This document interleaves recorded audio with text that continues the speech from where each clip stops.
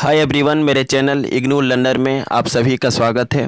दोस्तों, मैं फिर से आप सभी के सामने इस वीडियो के माध्यम से BCOS 185 का एक बहुत ही मोस्ट इम्पोर्टेंट प्रश्न लेकर आया हूं। सो आप एग्ज़ाम में जाने से पहले इस प्रश्न को ज़रूर पढ़ें और चैनल पर अगर नए हैं तो आप इस चैनल को सब्सक्राइब कर सकते हैं। ओके, तो सबसे पहले हम जानते हैं कि कौन सा प्रश्न है जो कि एग्ज़ाम के लिए काफ़ी ज़्यादा इम्पोर्टेंट है। तो प्रश्न एग्ज़ाम में आता है कि विपणन योजना तैयार करने के प्रमुख चरणों का व्याख्या कीजिए। तो सबसे पहले हम जानेंगे कि विपणन योजना होता क्या है। आपको आंसर के अंतर्गत हेडिंग देना है और हेडिंग के तौर पर लिखना है विपणन योजना। इसके अंतर्गत बस आपको इतना लिखना होगा कि हम जानते हैं कि जब कोई भी उद्योग अपने वस्तुओं का उत्पादन कर लेता है तो उसके मन में बस एक ही प्रश्न रहता है कि कैसे करके जो है हम अपने वस्तुओं को उपभोक्ताओं तक पहुंचा सकें। इसके अतिरिक्त उत्पादनकर्ता यह भी चाहता है कि बाज़ार में उसकी वस्तुओं की मांग हमेशा बनी रहे और वह उपभोक्ताओं की रुचि और आवश्यकताओं के अनुसार विभिन्न प्रकार के वस्तुओं का उत्पादन करे और यह भी चाहता है कि उसकी वस्तुओं के बारे में उपभोक्ताएं जो हैं अच्छी तरीके से जानें। अतः जिस योजना के द्वारा एक उत्पादनकर्ता अपने उत्पादित माल के बारे में उपभोक्ताओं को जानकारी प्रदान करता है उसे ही हम विपणन कहते हैं। समझ गए? विपणन क्या है? जिस योजना के द्वारा एक उत्पादनकर्ता मैन्युफैक्चरर अपने उत्पादित माल के बारे में उपभोक्ताओं को जानकारी प्रदान करता है उसे हम विपणन कहते हैं। दूसरे शब्दों में हम कह सकते हैं कि विपणन उपभोक्ताओं के आवश्यकताओं को जानने, विभिन्न वस्तुओं और सेवाओं को संतोषजनक रूप में उपभोक्ताओं तक पहुंचाने की प्रक्रिया है जिससे कि उपभोक्ताओं की आवश्यकताओं की पूर्ति हो सके। इसे ही विपणन कहते हैं। अब आपको पैराग्राफ चेंज करके लिखना होगा कि विपणन योजना तैयार करने के निम्नलिखित चरण है जो इस प्रकार है। पहला है व्यावसायिक स्थिति को परिभाषित करना। इस हेडिंग के अंतर्गत बस आपको इतना लिखना होगा कि अपने उत्पादित माल को उपभोक्ताओं तक पहुंचाने के लिए सबसे पहले उद्यमी को निम्नलिखित विषय पर समीक्षा करनी चाहिए, जैसे कि बाजार का आकार, विकास का दर और आर्थिक स्थिति के बारे में हमें समीक्षा करनी चाहिए।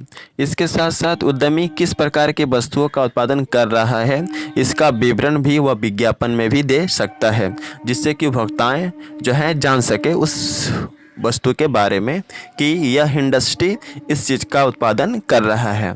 अगला है लक्षित बाजार और अवसर को परिभाषित करना। इस हेडिंग के अंतर्गत बस आपको इतना लिखना होगा कि लक्षित बाजार और अवसर को परिभाषित करना भी किसी भी विपणन योजना का दूसरा चरण होता है। समझ गए? इसके बाद आपको लिखना है कि एक लक्षित बाजार वह बाजार होता है ना जिस बाजार में ग्राहकों की संख्या अधिक से अधिक हो और हम अपने उत्पादित माल को उस ग्राहकों तक पहुंचा सकें। क्या समझे? लक्षित बाजार और अवसर को परिभाषित करना भी किसी भी विपणन योजना का दूसरा चरण होता है। एक लक्षित बाजार वह बाजार होता है जिस बाजार में ग्राहकों की संख्या अधिक से अधिक हो और हम अपने उत्पादित माल को उस ग्राहकों तक पहुँचा सकें। इसलिए किसी भी उद्यमी को व्यवसाय शुरू करने से पहले यह सोच लेना चाहिए कि वह अपनी उत्पादित माल को किस बाज़ार में बेचेगा जिससे कि उसका जो माल है बिक्री भी हो जाए और अधिक से अधिक लाभ वह अर्जित कर सके। अगला है कार्यक्षमता और चुनौतियों को ध्यान में रखना। इसके अंतर्गत आप लिखेंगे कि कार्यक्षमता और चुनौतियों को ध्यान में रखना किसी भी विपणन योजना का तीसरा चरण होता है। किसी भी उद्यमी के लिए काफ़ी आवश्यक हो जाता है कि वह लक्षित बाजार में अपने कार्यक्षमता, चुनौतियों और कमजोरी पर अधिक से अधिक विचार करे। ऐसा करने से कोई भी उद्यमी अपने उत्पादित माल के बारे में अपने ग्राहकों तक जानकारी प्रदान कर सकता है। अगला है लक्ष्य और उद्देश्य की स्थापना करना। इस हेडिंग के अंतर्गत आपको लिखना है कि लक्ष्य और उद्देश्य की स्थापना करना किसी भी विपणन योजना का चौथा चरण होता है। किसी भी व्यवसाय का लक्ष्य और उद्देश्य किसी भी उद्यमी के लिए जागरूकता पैदा करता है। ऐसे में लक्ष्य निर्धारित होने से कोई भी उद्यमी अपने वस्तुओं और सेवाओं का वितरण उपभोक्ताओं की रुचि के अनुसार और उनकी आवश्यकताओं के अनुसार करता है। तो यह किसी भी उद्यमी के लिए काफ़ी ज़रूरी होता है कि वह अपना एक लक्ष्य और या एक उद्देश्य निर्धारित करे और उसी लक्ष्य को प्राप्त करने के लिए वह उपभोक्ताओं को सेवा प्रदान करते हुए अधिक से अधिक लाभ अर्जित करें। लेकिन सेवा सबसे पहले देना है, उसके बाद और लाभ कमाना है, ना कि सेवा कम दे और अधिक लाभ करे। तो ऐसे में आपका उद्योग जो इंडस्ट्री जो है वह खत्म हो जाएगा। इसलिए सेवा अधिक दिया जाता है, लाभ थोड़ा सा कम कमाया जाता है, तभी आपका व्यवसाय चलेगा। अगला है पैकेजिंग करना। इस हेडिंग के अंतर्गत आप लिखेंगे कि पैकेजिंग करना भी किसी भी विपणन योजना का 5वां चरण है। पैकेजिंग का शाब्दिक अर्थ होता है कि उपभोक्ताओं के आवश्यकताओं के अनुसार वस्तुओं को एक निश्चित डब्बे में सुरक्षित रूप से पैक करना, जिससे कि उस वस्तु किसी भी तरह से नुकसान ना पहुँचे उस वस्तु को, जब तक वह ग्राहकों तक पहुँच नहीं जाता है। पैकेजिंग करने से वस्तु सुरक्षित रूप से उत्पादनकर्ता के यहाँ से ग्राहकों तक आसानी से पहुँचा दिया जाता है, भले ही इसके लिए कुछ एडिशनल चार्ज उस वस्तु के अंकित मूल्य के साथ ले लिए जाते हैं। अगला है मानवीयकरण।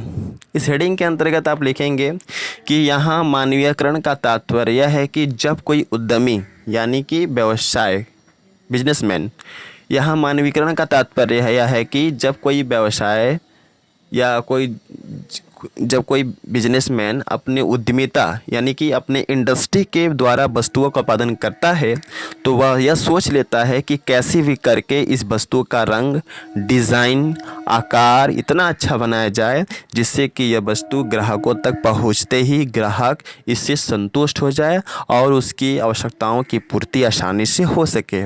इसलिए मानवीकरण की क्रिया किसी भी विपणन योजना के लिए काफ़ी लाभदायक होती है। अगला है ब्रांडिंग। इस हेडिंग के अंतर्गत आपको लिखना है कि ब्रांडिंग भी किसी भी विपणन योजना का प्रमुख आधार होता है। यहाँ ब्रांडिंग का अर्थ है उत्पाद को दूसरे उत्पाद से कुछ अलग दिखाने के लिए कुछ आकर्षक नाम, चिन्ह या पहचान दिया जाए। जैसे साबुन का बिक्री करने के लिए हम लक्स जैसे ब्रांड का काफ़ी अधिक नाम सुने हैं और इसका उपयोग भी करते हैं। तो यह काफ़ी ज़रूरी हो जाता है कि हम अपने वस्तुओं का एक ब्रांड दें, ऐसा ब्रांड जिससे कि लोग जाने कि हाँ ये चीज़ जो है, इस ब्रांड का जो वस्तु जो है अच्छा है। जैसे लक्स कंपनी है साबुन का, यह काफ़ी विख्यात है, जिसको सभी लोग क्या करते हैं, उपभोग करते हैं। तो एक ब्रांडिंग होना चाहिए, यह भी एक विपणन योजना है। तो आई थिंक आप समझ गए होंगे कि विपणन योजना क्या है और विपणन योजना के कौन कौन से चरण हैं। यहाँ पे मैं आप सभी को बता दूं कि अगर आपको इसका PDF चाहिए तो आप टेलीग्राम चैनल को ज्वाइन कीजिए, वीडियो के डिस्क्रिप्शन में लिंक है और अलग से मैंने यहाँ पे प्लेलिस्ट बना दिया है जिससे कि आपको सुविधा हो। वहाँ पर सारे वीडियो को देख लीजिए और अच्छा स्कोर करिए। So best of luck for all of you for exam and thanks for watching my video. जय हिंद, वंदे मातरम।